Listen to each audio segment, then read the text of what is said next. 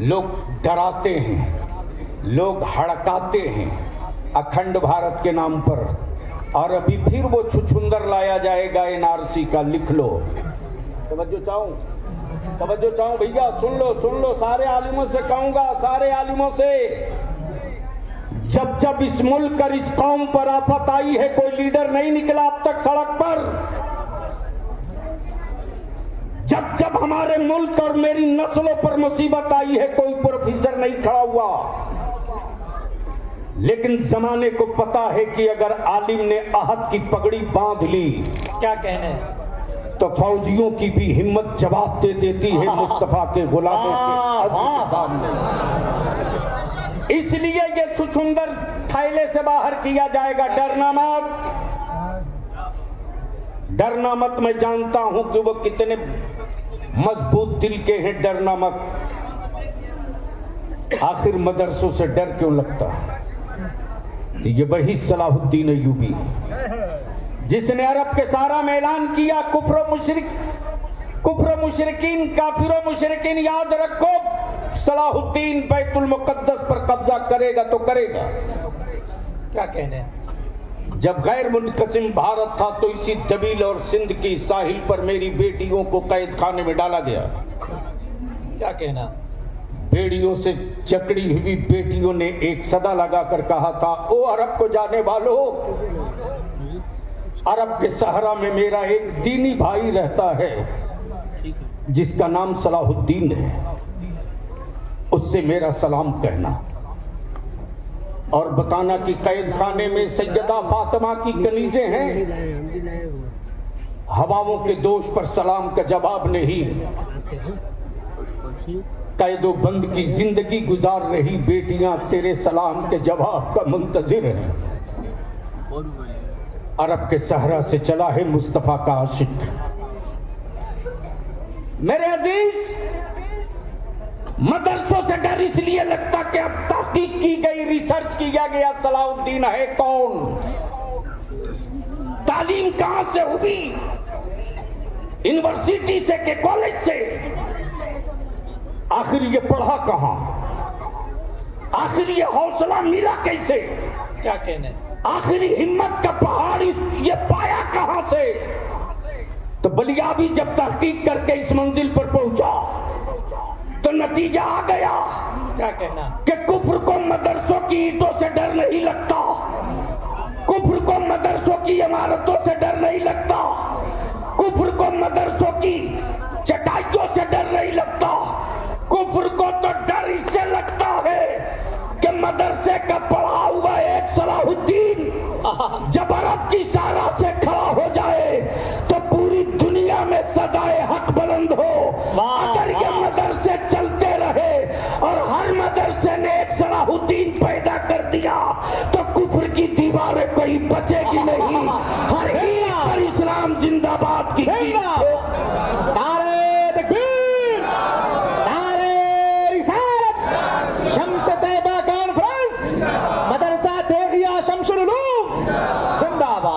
मेरे अजीज बलियाबी को यहाँ कोई आर नहीं है ना, कोई आर नहीं। आज से तकरीबन 45-40 साल पहले लगभग, सन याद नहीं, मेरे तालिब इल्मी का दौर था, मैं चश्मे रहमत में ज़ेरे तालीम था। उस वक्त हम लोगों ने पढ़ा था कि बारो कमसार में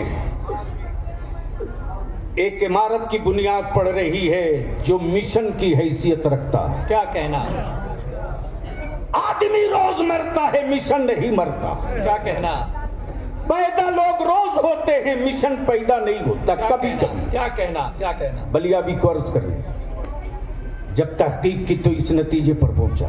क्या कहना, कुफ्र ने जब पूरी रिसर्च कर ली तो जो लास्ट पॉइंट क्लियर किया तो यही किया कि पूरी दुनिया के ईमान वालों को तबाह करना मिनटों का काम है, लेकिन जब तक जमीन पर मदरसे बचे रहेंगे तब तक कि लोगों के दिलों से नबी का इश्क नहीं छीना जा सकता। वाह वाह, और जंगे खंजरों से नहीं लड़ी जाती, हौसलों से लड़ी जाती है।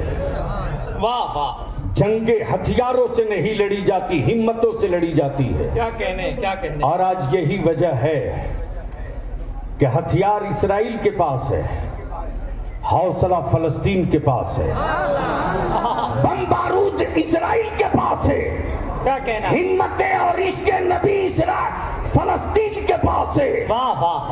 आज रिसर्च इस पर चल रहा है।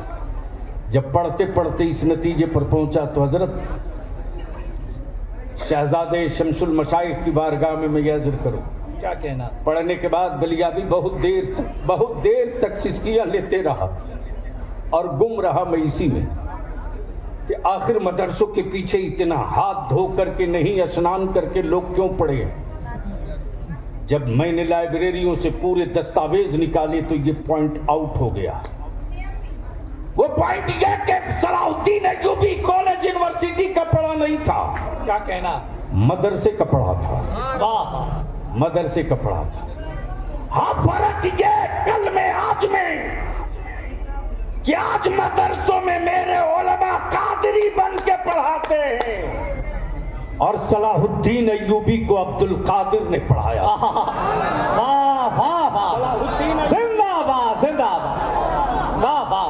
काश ये गुफ्तगू कहीं और में किया, क्या कहना, काश ये जुमला कहीं और निकाला हो। वाह वाह। सलाहुद्दीन अय्यूबी को अब्दुल कादिर ने पढ़ाया था, वाह वाह। तब कुफ्र दिल मिला उठा कि मदरसे में ये भाई जलाल और ये वो रोब है, ये वो रोब है। लेकिन आज तो मेरे बच्चों को डराने का ठेका ले रखा है दो लोगों ने,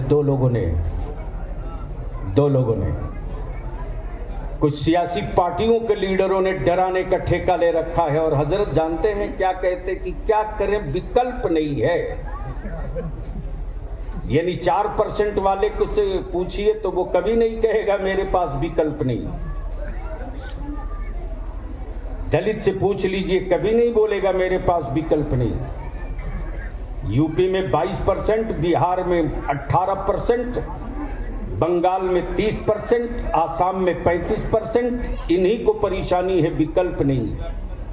विकल्प बनो, आज नहीं कल तो बनना पड़ेगा। क्या कहना, अगर न बनने की ठान ली है तो तारीख का एक हिस्सा सुन लो। चूंकि जन्नत वाली तकरीर बलियाबी कर नहीं सकता। क्या कहना, मैं जानता हूं कि फजीलत अपनी जगह है, नस्लों की जरूरत अपनी जगह है। वाह वाह वाह, हमको हाजिर कीजिए। आज दुनिया में बेचैनी इसी बात की, डराया जाता है। मैं कहता हूं अकल के टुकड़ों, भारत से ईमान वालों का रिश्ता रोजगार का नहीं, कारोबार का नहीं। भारत प्रेम उनको सिखाना जिसका भारत में कुछ ना हो। भारत के ईमान वालों को भारत प्रेम का सबक पढ़ाने की जरूरत नहीं। भारत से तो मेरी रूह का रिश्ता है, रूह का रिश्ता है। कहो कैसे? अल्लाह की वहदानियत का पहला मुखबिर, अल्लाह की वहदानियत का पहला मुखबिर क्या कहना, मक्के में नहीं आया, मदीने में नहीं आया, शाम में नहीं आया, रोम में नहीं आया। अल्लाह की वहदानियत का पहला मुखबिर भारत में। वाह, नाम आदम, माशाअल्लाह, नाम आदम। और दुनिया में पहला हाजी जो तवाफे काबा को गया वो मक्के से नहीं, भारत से। कहां से? भारत से।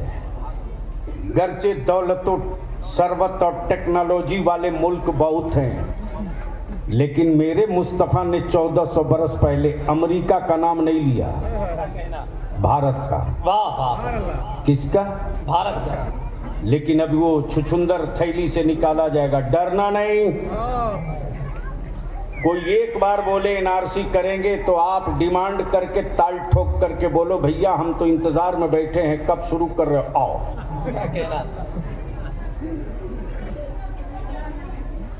नाश कर रखा लोगों ने। अदारे शरिया से जब तहरीक बेदारी चली तो हमारे साथ कारवां में अल्हम्दुलिल्लाह मुझे फख्र है अपनी जमात के उलमा और शोरा पर। क्या कहने।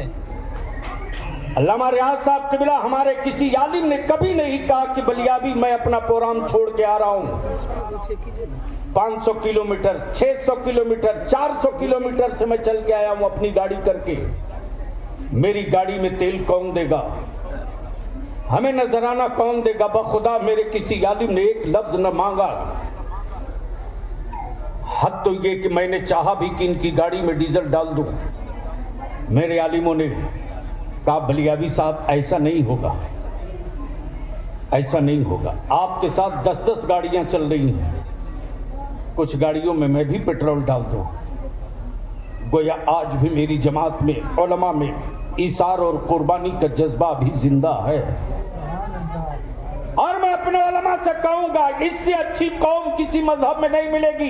क्या कहना। इससे बेहतर अकीदतमंद जमात कहीं नहीं है। अल्लामा रियाज साहब क़िबला मैं गुजर रहा था, अचानक गाड़ी रुकी तो मैं देखकर अपने आंसू को नहीं रोक सका। लड़का पंचर की दुकान है, खोल रहा। अचानक जैसे ही गाड़ी पहुंची है मेरी, वैसे ही दौड़ करके चाय खाने पर जा रहा, चाय बिस्किट पानी लेके आ रहा। मैंने कहा बेटे अभी तो तू दुकान खोल रहा, अभी तो तेरी बहन ही नहीं। बोला हजरत कोई बात नहीं, कोई बात नहीं, आप मेरे दुकान से बगैर चाय पिए नहीं जा सकते। मैं पूछता हूं अपने आलिमों से हाथ जोड़ के, बता दीजिए इससे अच्छी अकीदतमंद कौम किसके पास है? अगर मेरा आलिम चारपाई से उतरना चाहता है तो मेरे बच्चे जूती सीधी करने के लिए दौड़ जाते। क्या कहना। वाह। अगर मेरा आलिम स्टेज से उतरता है तो मेरे बच्चे जूता पहनाते अपने हाथों से। अगर मेरा आलिम खाना खाने के लिए हाथ धोना चाहता तो मेरे बच्चे तुरंत वगलदान लेके दौड़ पड़ते। ये मोहब्बत किसी के पास नहीं है। लेकिन आखिर हम अपने इन बच्चों को मॉडल कौन सा बनाना चाहते हैं? हम अपने इन बच्चों को किस समत ले जाना चाहते हैं? क्या कहना। आखिर हम अपने बच्चों की तस्वीर कैसी बनाना चाहते हैं? आखिर हम अपने बच्चों के मुस्तकबिल के लिए कौन सी डिजाइन तैयार करेंगे? जमीन लाख कीमती हो लेकिन अगर नक्शे वाला मकान नहीं है तो बेडरूम की जगह बाथरूम बन जाएगा। और जमीन का साइज गर्चे छोटा हो, नक्शे के साथ बने तो छोटी से जमीन के टुकड़े पर सुकून वाला मकान जरूर बन जाएगा। क्या कहना। इसलिए इदारे शरिया ने जो तहरीक बेदारी छेड़ी, अल्हम्दुलिल्लाह मैं तो दावत देता हूँ, हिम्मत है तो जाओ। उस कारवां में हजरत मौलाना कारी निसार बराबर के शरीक रहे। क्या कहना। अल्लामा सैफुल्लाह अलीमी मुकम्मल बाजू ठोक करके साथ रहे। सारे शोरा मेरे साथ खड़े रहे। यहाँ इदारे शरिया के दारुल क़ज़ा के क़याम के मौके से हम लोगों ने गुफ्तगू की थी। मैंने हजरत से अर्ज किया, हजरत ने फरमाया था घबराओ नहीं, इस मिशन को इंशाअल्लाह यहीं से पूरा किया जाएगा। इस मिशन को यहीं से पूरा किया जाएगा। रात के जलसों में निकलोगे दुनिया नहीं देखेगी। क्या कहने। अब तक सियासी पार्टियों के झंडे लेकर निकले हो तो दरी बिछाए हो। एक बार नबी की इज्जत का झंडा लेकर निकल जाओ कांधे पर।